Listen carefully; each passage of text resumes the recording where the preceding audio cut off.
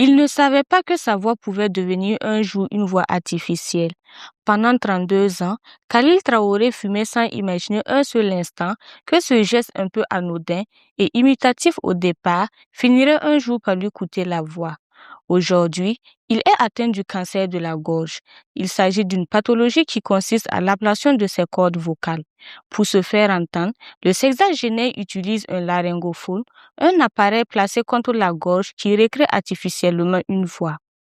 Pour ce qui est de la cigarette, j'ai commencé autour des années 72 au lycée par imitation, puis survenu, je peux dire l'addiction, au bout de 4 ans, 5 ans, je me suis rendu compte qu'il était difficile pour moi d'arrêter de fumer. Et là, ce n'était plus pour faire le malin. C'était carrément devenu de drogue légale, mais à laquelle j'étais déjà accoutumé. Et ça, chaque jour, je prenais l'engagement ferme d'arrêter à une date quelconque, 31 décembre ou bien le jour de mon anniversaire, et c'était des reports à n'en pas finir pendant 32 ans. Entre traitement, rééducation et apprentissage du laryngophone, le chemin a été long. Mais à la maison, l'accueil et la bienveillance de ses proches ont facilité son retour à la vie quotidienne. L'appareil que j'ai là, lui, je ne savais même pas qu'il existait. Donc pour moi, j'avais commencé après mon séjour hospitalier à utiliser une ardoise.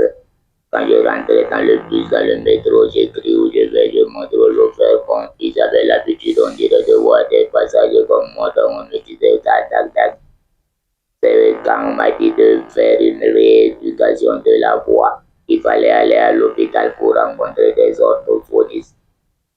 Donc quand je suis parti, il y avait des séances de colaryngectomie là, avec l'orthophoniste qui nous apprenait comment on expirait pour toute cette kinéthérapie éthique et tout là.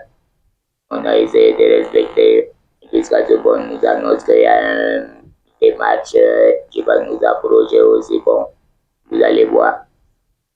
Ce jour-là, il est venu, il nous a trouvé, il s'est mis à table. C'est quelqu'un qui avait été aussi laryngectomisé comme nous, mais qui ne se servait, qui utilisait la voix ésophagienne. Donc, s'il n'avait pas parlé, on n'allait même pas savoir. Et même quand il a parlé, on dit, mon Dieu, on peut recouvrir cette voix-là. Et bien, tant mieux alors. Donc, on va aller pour l'orthophonie que nous sommes en train de faire. Mais il nous a sorti des articles de ce genre-là. Il dit que lui, il est démarcheur aussi de certains produits de substitution à la voix si on ne la recouvre pas. Et que ça s'appelle un laryngophone. C'est un électrolarynx. Et il nous a expliqué un peu le fonctionnement. Moi qui étais pressé de rentrer et qui n'était là-bas que pour les besoins de l'orthophonie, j'ai dit, moi, pourquoi ésophagienne là, gardez ça. Moi, je veux cette machine-là, je vais rentrer avec ça, je m'envoie où je ne peux plus attendre ici, il n'y a pas femme, ma fille, mes enfants, le boulot, tout est perturbé maintenant, il faut que je rentre.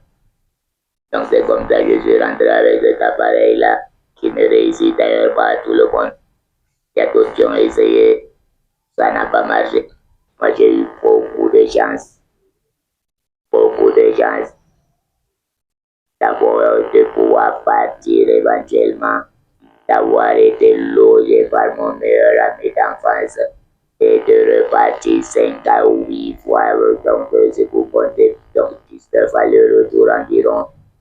Et vraiment, ça, c'est onéreux et il ne faut pas rentrer dedans parce que, comme j'ai dit, c'est une chance sur 100 000. Et donc, arrêtez pendant qu'il a encore temps. Parce que ça ne pardonne pas. Tu te fumes, il y a un qui en meurt. Les statistiques l'ont prouvé. Plutôt que de s'apitoyer sur son sort, il a transformé son épreuve en combat.